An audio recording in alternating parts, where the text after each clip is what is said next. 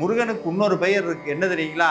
இந்த கலியுகத்தில் ஏற்படக்கூடிய மன ரீதியான நோய்களுக்கும் உடல் ரீதியான நோய்களுக்கும் ஒரு மருந்து இருக்கும்னு சொன்னா அது முருகன்கிற நாமம். அவனுடைய திருநீரு தான் நமக்கு மிகச்சிறந்த மருந்து, திருப்புகழ் தான் நமக்கு மிகச்சிறந்த வழி, அருணகிரிநாதர் தான் நமக்கு மிகச்சிறந்த குரு.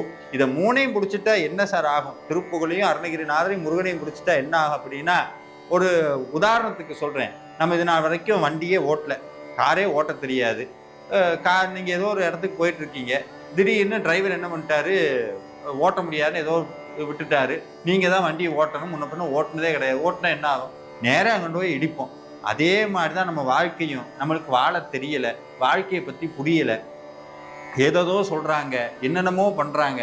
ஒன்றே ஒன்று பண்ணுங்க, முருகா இந்த வாழ்க்கை உன்னுடையது, இனிமேல் எனக்கு எதுவும் தெரியாது, நீ என்ன சொல்றியோ அதை நான் ஏற்றுக்கிட்டு அந்த பாதையில் நான் போகிறேன், நீ காட்டுற வழியில் நான் போகிறேன், அது நல்லதோ கெட்டதோ, துன்பம் வந்தாலும் முருகன் தான், இன்பம் வந்தாலும் முருகன் தான், காரை அவன்கிட்ட ஒப்படைச்சிட்டிங்கன்னா சுவாமி தானா கொண்டு போய் இடத்துல கரை சேர்த்துருவார். அந்த கரை எது தெரியுங்களா? முருகப்பெருமானுடைய திருவடி.